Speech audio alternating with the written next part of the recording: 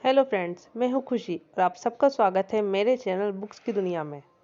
आज की इस बुक का नाम है good vibes and good life, अच्छी सोच से अच्छा जीवन कैसे पाए। इसके ऑथर है वैक्स किंग। इस किताब में हमें एक अलग कॉन्सेप्ट के बारे में बताया गया है जिसका नाम है लॉ ऑफ वाइब्रेशन। आपने लॉ ऑफ अट्रैक्शन का नाम तो सुना ही होगा, जिसमें हमें बताया जाता है कि अगर आप किसी भी चीज़ के बारे में सोचते रहो और उसके लिए आशावादी या पॉजिटिव रहो तो वो चीज़ आपको ज़रूर मिल जाएगी। वैक्स किंग हमें बताते हैं कि ज़रूरी नहीं कि कोई व्यक्ति किसी भी चीज़ को पाने के लिए हमेशा आशावादी या सकारात्मक रहेगा। कभी ना कभी हम नकारात्मक हो ही जाते हैं। लॉ ऑफ अट्रैक्शन हमेशा पूरा हो ये ज़रूरी नहीं है। ये पूरी दुनिया एक परमाणु से मिलकर बनी है और हर परमाणु में थोड़ी सी वाइब्रेशन होती है। इसलिए इस दुनिया के हर पदार्थ और एनर्जी में प्रकृति के द्वारा दी गई वाइब्रेशन है। दो प्रकार के वाइब्रेशन होते हैं, हाई स्टेटस वाइब्रेशन और लो स्टेटस वाइब्रेशन। प्यार, आनंद, खुशी, मदद ये सब हाई वाइब्रेशन है, जबकि नफरत और गुस्सा ये दोनों लो वाइब्रेशन है, जो हमें प्रभावित करके बुरा बना देता है और जिससे हम अपने गोल या सपनों को अचीव नहीं कर पाते हैं। चलिए इसके 10 टॉपिक पर बात करते हैं। पॉइंट नंबर पहला, खुद से प्यार। खुद से प्यार अपने आप को स्वीकार करने के बीच का संतुलन है। आप जानते हैं कि आप बेहतर बन सकते हैं और फिर इसके प्रति काम करना शुरू कर देते हैं। ऐसे लोग जिनकी वाइब्रेशन लो है और वो आपको भी उसी वाइब्रेशन में ले जा सकते हैं, उनको छोड़ना ही बेहतर है और इसमें आपको बिल्कुल भी खेद नहीं होना चाहिए। जब आप अपनी पूरी क्षमता के साथ जीते हैं और काम करते हैं तो सिर्फ अपने आप की दुनिया ही नहीं बल्कि अपने साथ वाले लोगों की दुनिया को बदल देते हैं। इसलिए कभी भी आपको अपने आप के जीवन से समझौता नहीं करना है। लोगों को खुश नहीं बल्कि खुद को करना है। लोगों को सर्टिफाई नहीं बल्कि खुद को करना है। सेकंड पॉइंट, सकारात्मक लोग। अपने आप को हमेशा सकारात्मक लोगों से घिरा हुआ रखना है, जो आपको हमेशा आपके काम के लिए इनकरेज करे, साथ ही आपके गलत काम भी बड़ी समझदारी से बता दे। ऐसे लोग आपके वाइब्रेशन को हाई रखने में मदद करेंगे और आपको हमेशा काम करने की क्षमता प्रदान करेंगे। पॉइंट नंबर थर्ड, नकारात्मक लोगों को कैसे हैंडल करें।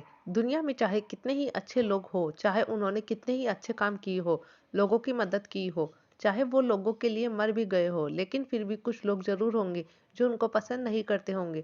अगर आप ये चाहते हो कि आपको दुनिया में सब पसंद करे और एक भी व्यक्ति ऐसा ना हो जो आपसे खुश ना हो, तो आप पूरी जिंदगी अपने आप को कमरे में बंद रखिए, तो शायद ऐसा हो जाए। अगर कोई आपको ये कहे कि आपको गुस्सा बहुत आता है लेकिन आपको बिल्कुल भी गुस्सा नहीं आता हो, लेकिन वो इंसान आपको बार बार कहते रहे कि नहीं आपको गुस्सा आता है और फिर ये साबित करने के लिए आप उस व्यक्ति से लड़ जाए कि आपको गुस्सा नहीं आता है, तो शायद आपको गुस्सा आ ही जाएगा।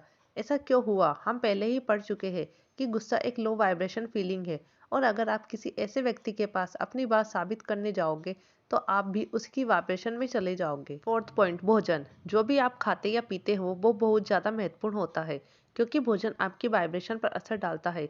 जिस खाने को खाकर आपको नींद या आलस महसूस होता है, उस खाने में कम फ्रीक्वेंसी की वाइब्रेशन होती है, इसलिए उसे खाकर भी हमारी वाइब्रेशन बदल जाती है। फ्रांस के डॉक्टर एंड्रे सिमोंटेन, जो कि इलेक्ट्रोमैग्नेटिज्म के एक्सपर्ट है, उन्होंने अपनी रिसर्च में खाने को उनकी वाइब्रेटिंग की फ्रीक्वेंसी के हिसाब से 4 कैटेगरी में बांटा है। पहली कैटेगरी में उन्होंने सबसे ज्यादा वाइब्रेशन वाले खाने को रखा है, जिसमें ताजे फल, कच्ची सब्जियां, गेहूं, ऑलिव्स, बादाम, सोयाबीन, नारियल, हेंजलनट और सनफ्लावर सीड्स आते हैं। दूसरी कैटेगरी में कम वाइब्रेशन वाले खाने आते हैं, जैसे कि पकी हुई सब्जियां, दूध, मक्खन, अंडे, शहद, पकी हुई मछली, मूंगफली का तेल और चीनी आते हैं।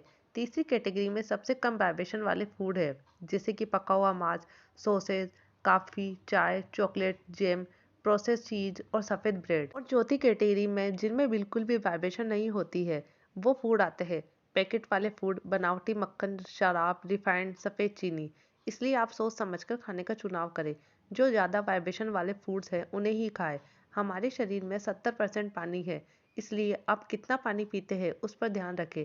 पानी में वैसे तो कोई एनर्जी नहीं होती है, लेकिन पानी से शरीर की टॉपिक निकलती है, खाने को पचाने में सहायता करता है। जितना हो सके ताज़ा और साफ पानी पिए। नंबर 5, मेडिटेशन मतलब ध्यान। ध्यान लगाने के बारे में शायद आपने पहले सुना होगा, काफ़ी बार करने की कोशिश भी की होगी, लेकिन शायद आपको इसे करना नहीं आता हो या पहले कभी करने का प्रयास किया हो लेकिन कोई परिणाम ना दिखा हो, इसलिए करना छोड़ दिया हो। वेट किंग हमें बताते हैं कि अगर आप 30 दिन तक हर रोज सिर्फ 15 मिनट के लिए ध्यान करते हैं तो आप अपने अंदर एक अलग तरह का भाव या वाइब्रेशन अनुभव करोगे। आपको गुस्सा कम आएगा। आप अपनी प्रतिक्रिया जल्दी से बिना सोचे समझे नहीं देंगे। शांति का भाव पैदा होगा और पहले से ज़्यादा अपने अंदर आनंद महसूस करेंगे। नंबर 6, मेडिटेट करने के 7 स्टेप। सबसे पहले अपने वाइब्रेशन लेवल को रेट करें। मतलब अगर आप बहुत आलस महसूस करते हैं या फिर कुछ काम करने का मन नहीं करता है तो अपने आप को 1 नंबर दें। और अगर आप बहुत खुश, आनंद और शांति महसूस कर रहे हैं तो अपने आप को 10 नंबर दें।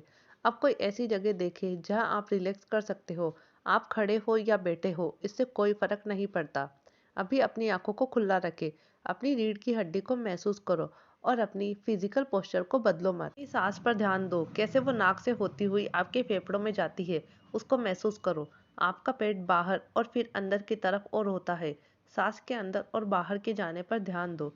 अब अपने आसपास के रंग और पैटर्न्स को देखो, बिना गलत और सही के बिना जज किए। आसपास की सब चीज़ों पर ध्यान दो और अपने आप को रिलैक्स छोड़ दो। फिर धीरे से आंखों को बंद करो। अब अपने आसपास की ध्वनि को ध्यान से सुनो।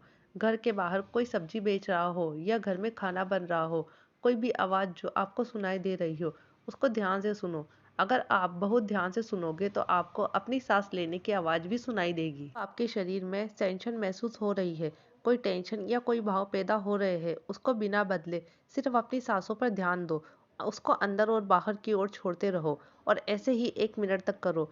फिर धीरे से अपनी आंखों को खोलो। अब अपने वाइब्रेशन लेवल को चेक करो, आपको कैसा महसूस हो रहा है। आप नोटिस करोगे कि आपके वाइब्रेशन लेवल में थोड़ी बढ़ोतरी हुई है। आपने मेडिटेशन कहीं भी कर सकते हो और कोई भी काम करते वक्त कर सकते हो, चाहे आप बर्तन धो रहे हो या कपड़े। आप ध्यान लगा सकते हो। हर रोज 15 मिनट करें। अगर शुरुआत में ज़्यादा लग रहा हो तो 3 से 5 मिनट ही करें। नंबर 7, कुछ समय अलग रहे। कभी भी रिलैक्स की ताकत को कम ना समझे। अपने आप को अपने काम से, अपने घर वालों से, अपने दोस्तों से दूर रखें। अपने आप को भी समय दें। थोड़ी देर धूप में बैठे, जिससे आपके शरीर के अंदर विटामिन डी और सेरोटोनिन हार्मोन बूस्ट हो जाएगा, जिसे खुशी का हार्मोन भी कहते हैं, जो आपके नेचुरल हैप्पीनेस देगा। नंबर 8, एक अच्छे पार्टनर की ताकत। हाई वाइब्रेशन वाला पार्टनर आपके जीवन को भी बदल सकता है, क्योंकि उसकी वाइब्रेशन आपको प्रभावित करेगी। उसकी बातें, उसकी सोच, उसकी बॉडी लैंग्वेज सब आपको एक ऐसा इंसान बनने में मदद करेगी जो आप बनना चाहते हो। रिलेशनशिप में बहुत ज़्यादा टॉक्सिक होने के बावजूद पार्टनर उस रिलेशनशिप से बाहर नहीं निकलते हैं और ये सोचते हैं कि छोड़ने के बाद दुखी हो जाएंगे या फिर से नया रिलेशनशिप शुरू करना होगा, जिसमें बहुत समय लगेगा। हमेशा याद रखें, जो आपके खुद के बीच में आए उसको अपने जीवन से निकाल बाहर फेंको। रिलेशनशिप में पार्टनर्स इनसिक्योरिटीज की वजह से अपने आप को दुखी करते रहते हैं, लेकिन अपने पार्टनर को बोलते ही नहीं है। उदाहरण के लिए मान लीजिए आपकी नाक कुछ ज़्यादा लंबी है और आपका पार्टनर किसी से दोस्त के नाते बात कर रहा है, तो आपको बुरा लगता। आप ये भी नोटिस करते हो कि जिससे आपका पार्टनर बात कर रहा है उसकी नाक आपसे अच्छी है और आप ये सोचते हो कि शायद इसलिए आपका पार्टनर उससे बात कर रहा है। ये सच हो भी या ना हो, लेकिन फिर आप शक और नफरत से भर जाते हो, जिससे आपका वाइब्रेशन स्टेट कम हो जाता है। जो भी बात हो अपने पार्टनर से सीधा जाकर बोल सकते हो, अपने अंदर रखकर हेट और डाउट से ना भर जाए। अगर सच हो तो भी आपको ऐसे पार्टनर को छोड़ने में कोई भी रिग्रेट नहीं होना चाहिए। नंबर 9, परिवार का सामना। क्योंकि वो हमारा परिवार है, इसका मतलब ये नहीं है कि उनके इंटेंशन हमारे लिए हमेशा अच्छे ही होंगे। हमें हमेशा यही सिखाया जाता है कि दुनिया में सबसे ज़्यादा ज़रूरी हमारा परिवार होता है, लेकिन परिवार हमेशा ही हमारा सपोर्ट नहीं करता है, बल्कि कभी कभार उनसे ज़्यादा तो करीबी रिलेशनशिप या दोस्त हमारे परिवार से ज़्यादा परिवार बन जाते हैं। परिवार से दूर हो जाना सबसे कठिन और दिल तोड़ देने वाला कदम होता है, क्योंकि हमारा परिवार हमारे लिए सबसे ज़्यादा ज़रूरी होता है। और तब तो और ज़्यादा मुश्किल हो जाता है जब हमारे माता पिता ने ही हमारे लिए बहुत किया हो। हमेशा ये ऐसा करने की ज़रूरत नहीं पड़ेगी। हमें सिर्फ अपने माता पिता को समझाना होता है, क्योंकि उनके वक्त में ऐसी टेक्नोलॉजी नहीं थी, ऐसा काम नहीं था जो आज के समय में होता है। पहले कोई YouTuber, dancer, singer, blogger, digital marketing आदि नहीं बनता था, तो हमें अपने माता पिता को समझाना पड़ता है कि ये सब क्या होता है और इनके क्या बेनिफिट है। पहले उसको किसने किया है, आपको उदाहरण भी देने होते हैं ताकि उनको विश्वास दिला सको। 10, टॉक्सिक जॉब छोड़ने की क्षमता। मान लीजिए आपको किसी ने बर्थडे पार्टी में बुलाया है और वहां आपको कोई ऐसा व्यक्ति मिले जो सिर्फ आपकी निंदा और आपका मजाक उड़ाता रहता है, तो आप उस व्यक्ति को अवॉइड करोगे ताकि वो आपके अंदर की शांति को खराब ना कर दे, जो कि सही भी है। अब आप अपनी जॉब के बारे में सोचिए, जहां आपको ऐसे लोगों से मिलना पड़े जिनका वाइब्रेशन स्टेट बहुत ज़्यादा लो हो और हमेशा नेगेटिव ही बातें करते हो, जिससे आपका वाइब्रेशन भी कम होता है। वैक्स किंग ने अपनी जॉब छोड़ दी थी क्योंकि उनको अपनी जॉब पसंद नहीं थी, ना ही वो जॉब उनका पैशन था। उनकी फाइनेंशियल कंडीशन भी सही नहीं थी और कुछ उधार भी देना था। लेकिन जॉब छोड़ने के बाद वैक्स किंग ने अपना पैशन फॉलो किया। उन्होंने अपना लाइफस्टाइल ब्लॉग और पर्सनल डेवलपमेंट आर्टिकल लिखना शुरू किया और अंत में उन्हें अपनी जॉब छोड़ने का कोई पछतावा नहीं हुआ। आप भी अपने पैशन को पहचानिए और उसके हिसाब से अपने जीवन में डिसीजन लीजिए। अगर आपको मेरी ये वीडियो अच्छी लगी हो तो प्लीज़ मेरे चैनल को लाइक, शेयर, सब्सक्राइब जरूर करिए और अपना ओपिनियन जरूर दीजिए। धन्यवाद।